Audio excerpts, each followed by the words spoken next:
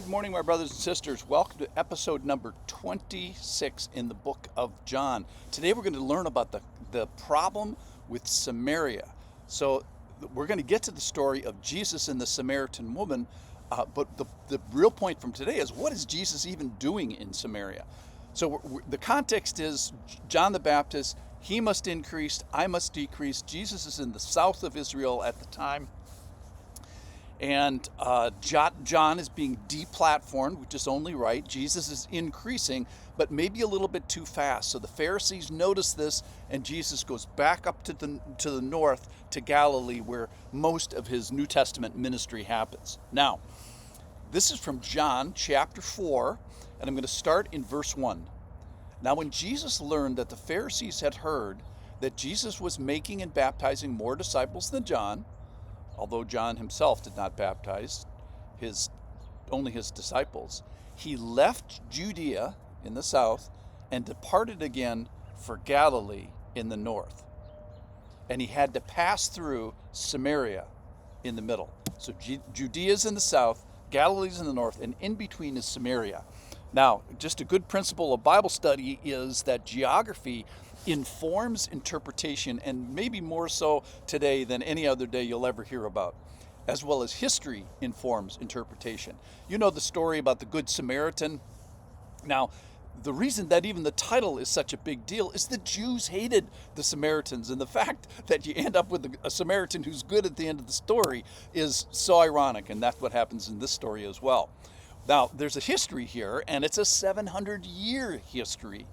So Judea in the south is this Roman name for a land grant to Judah. Judah is one of the tribes of Israel, one of the sons of Israel.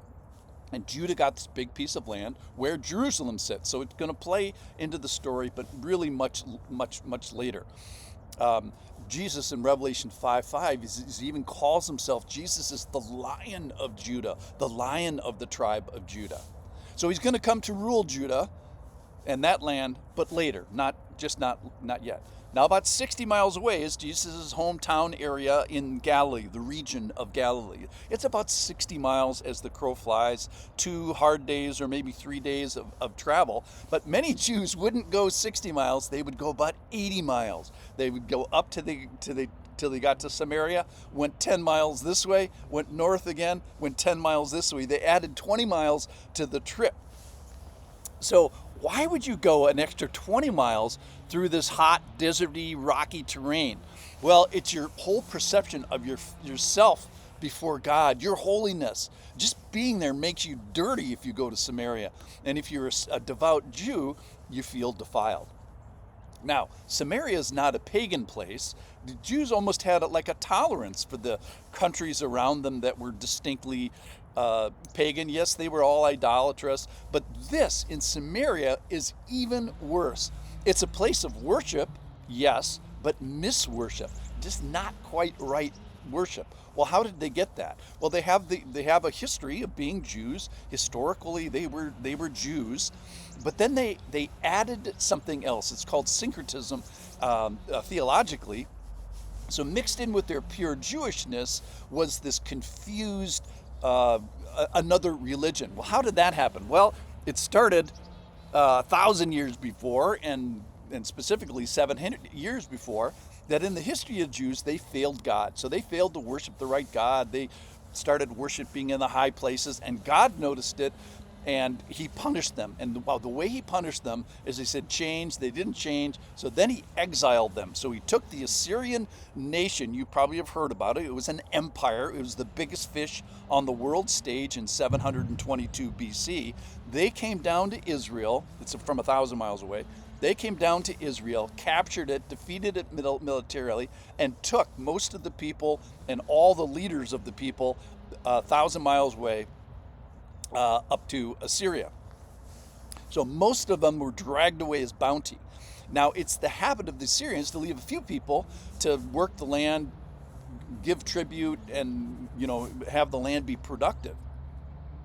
Now, 2 Kings chapter 17 describes kind of an interesting story.